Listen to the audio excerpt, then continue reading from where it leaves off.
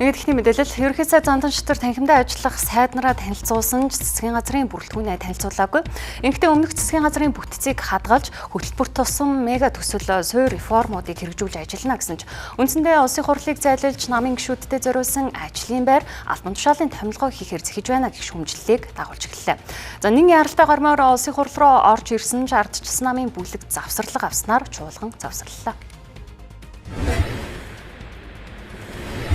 За тэгэхээр шинэ засгийн газрын бүтцийн хувьд бол өнгөрсөн засгийн газарт байсан за яамгүй буюу за үндэсний засгийн газрын бүтцэд байсан үндэсний 3 хороодог татан булгаад за бусад бүрэлдэхүүний хувьд нэршлиг өөрчлөхгүйгээр үргэлжлүүлэн явах ийм концепцийг Монгол Улсын ерөнхий сайд танилцуулсан. За гэхдээ бүрэлдэхүүний хувьд бол за өмнөх парламентын үед батлагдсны дагуу за зарим яамдын дэд сайд нарыг эргүүлэн сэргэх ийм замаар за төрийг цомхон бүтцтэйгээр за бүтээмжтэй ажиллах болно гэдэг ийм концепцтэйгээр чуулганы хуралдаанд төслөө оруулж ирсэн боловч за улсын хурд гарсан намын бүлгийн зүгээс за бүлгийн зарим гишүүдийн тавьсан шаардлагыг энэ удаагийн засгийн газар хангаж чадаагүй байна гэдэг үндслээр за 2 өдрийн завсарлага авахыг хүслээ. За гэхдээ улс орны эдийн засаг нөхцөл байдалтай холбогдуулаад за яаралтай шийдвэрлэх шаардлагатайгаа учраас за маргааш өдөр 14 цаг хүртэл чуулганы хуралдааныг төр завсарлуулахар боллоо.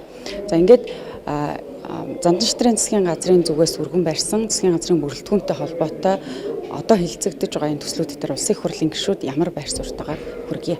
За бүтцээр бол жишээ нь тэр хяналтын чиг үүрэг дахиад тэр дотор байгаа чиг үүргүүдийг байгаа байршил мэргэжлийн дотоод хяналтын нэгжүүд за ер нь 23 сайдаас 3 дэд хороог хасаад 20 үлдэж байгаа байдал дахиад тэр хяналтын хуулийн хүрээнд дэд сайд дэд дарга нарын асуудлуудыг оруулж ирэхээр бэлэн болцсон байгаа асуудлууд бараг 5-10 мянган албан агчийн асуудал ирж нөгөө талд нь дэд сайдын орон тоог нэмнэ гэж байгаа. Энэ бол асуудлууд дээр бүлгийн гишүүдийн зүгээс тодорхой саналууд гарч байна. Бид нар эдийн засгаад хэлэх бодлого дээрээ бол зайлшгүй одоо нэг талаасаа хэмнэлт нөгөө талаасаа ажил явуулахын тулд одоо шаардлагатай орон тоонуудаа бол хадгалж үлдээд шаардлагагүйнуудынхаа буулгаад ингэж явах хэрэгтэй. Тэгээ хүмүүс дэд сайд гэж ярьдаг.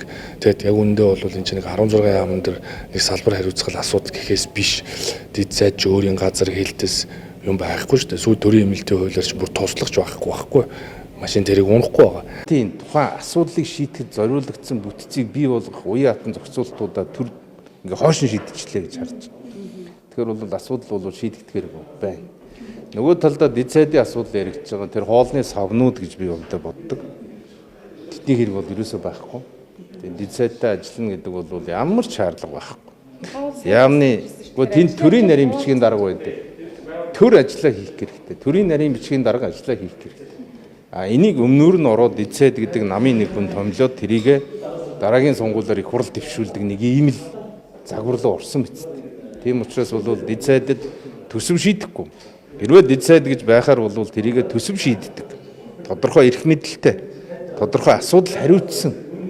Мөн үү? Татвар бууруулахад зориулагдсан дэд сайд байж болно шүү. Дэд сайд нарын асуудал дээр бол би жишээлбэл 23 сайттайгаа нэмээд дэд сайд оруулж ирнэ гэсэн юм бол би өстой дөрвөн мөчрөө эсрэг яваад. Харин цомогтоход тэгээ тэн дээр яах аргагүй нөгөө сайднар дээр ачаал нэмэгдэж байгаа бол дэд сайдын юу бий болгоё гэж байгаа бол энэ дээр эргэж харах асуудал. Тэгээ байж болно.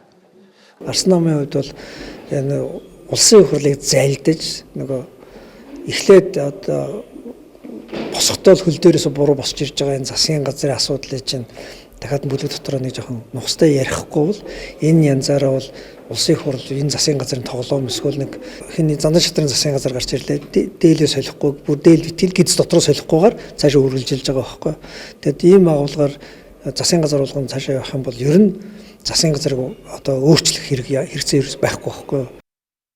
За ийхүү шинэ засгийн газар ажиллаж эхлэх нь чухал байгаа ч нам дотор хуваагдал за сөрөг хүчний зүгээс тавих улс төр дунд бүрэлдэхүүнээ батлуулж за төсвөө тодтогч чадахгүй сунжрах төлөвтэй байна. За энэ хооронд дэлхийн эдийн засагт үүсгэж байгаа асуудлууд нь манай улсын эдийн засаг томоохон цохилдуулж за эдгээрийг хэрхэн яаж даван тулах вэ гэдэг нь шинэ засгийн газрын хувьд сорилт болж үлдээд байна.